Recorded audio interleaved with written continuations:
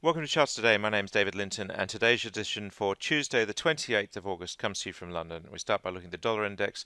Dollar has actually been sinking lower over the last week or so, so we are just seeing that weakness on the short term, activating a downside target now to 3.7% lower, but we do still have quite a lot of upside targets, so quite key there. And medium term, the dollar is bullish.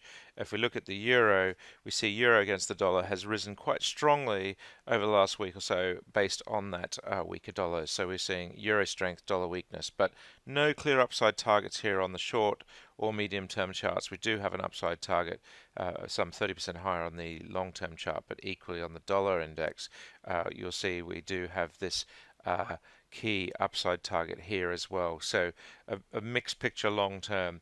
Looking at the yen, we tend to see the dollar yen um, the dollar leading against the yen. So this is where we get a heads up as to what's happening with the dollar.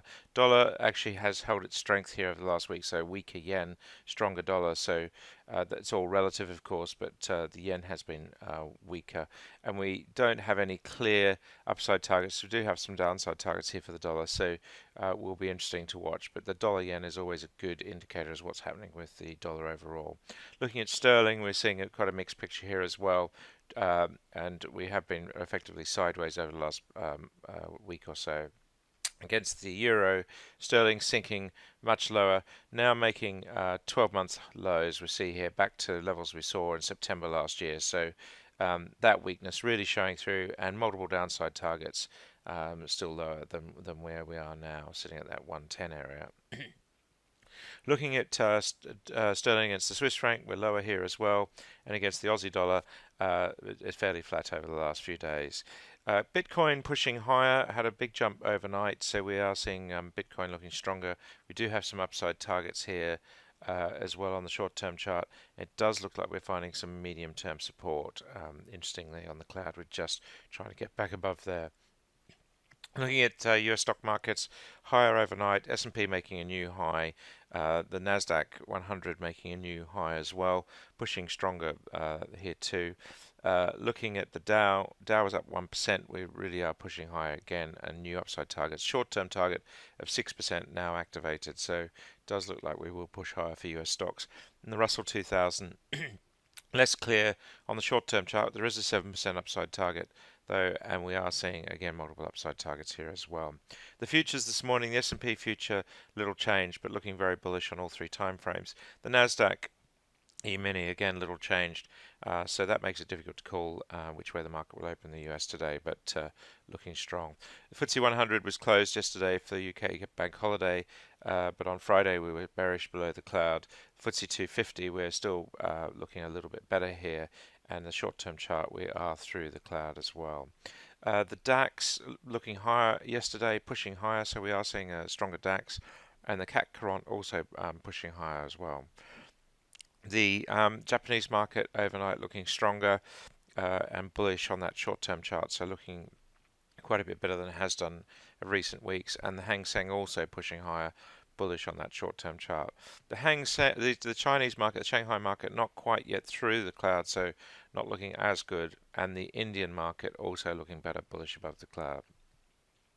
The Australian market also just up overnight, pushing higher after last week's political turmoil. We do have quite a few upside targets here on the Australian market, so hopefully we will see it put the turmoil we've seen politically behind it, and with a new Prime Minister in place. Brent crude sitting at $76 this morning, so looking pretty strong there as well. New upside target of some 2% higher, but 2.7% higher, but not yet activated. WTI looking strong as well, sitting at $68 and bullish on all three time frames. US nat gas having sunk away really heavily over the last few days, back into that 280s area. So couldn't quite get above that $3 mark. Looking at heating oil, looking strong, just like crude. Coffee looking stronger, having recovered through the cloud on the short-term chart. And if you look at cocoa, much the same. We're seeing softs actually having a bit of resurgence on that weaker dollar. Sugar looking strong as well. Gold pushing higher, sitting at 12.10. Again, that weaker dollar helping out there. Still bearish on the medium and long-term charts, of course, but we do now have a short-term target of 1254. That's some 3.7% higher activated. So we are seeing short-term bullishness on gold. Silver also looking better. US 10-year yields sitting in the 285 area. Short-term bullish and a new upside target not yet activated, some 3% higher into the 290s. But Fed comments on Friday, we're seeing fairly flat performance there, with prediction of low inflation still remaining. Apple pushing to new highs, so looking very strong there on all three time frames. Upside targets on all three charts as well. Amazon pushing towards that $2,000 level. We've got a target hit to 2,200, so looking strong there as well, making new highs. Alphabet less good with that short-term chart we see here. We're just not pushing those new highs. So Google has lagged a little bit of late. Facebook pushing away from that 170 level support-wise, so looking better than it was after yesterday's performance. And Microsoft back above the cloud on the short-term chart, so pushing higher here as well. That long-term chart still looking pretty stellar.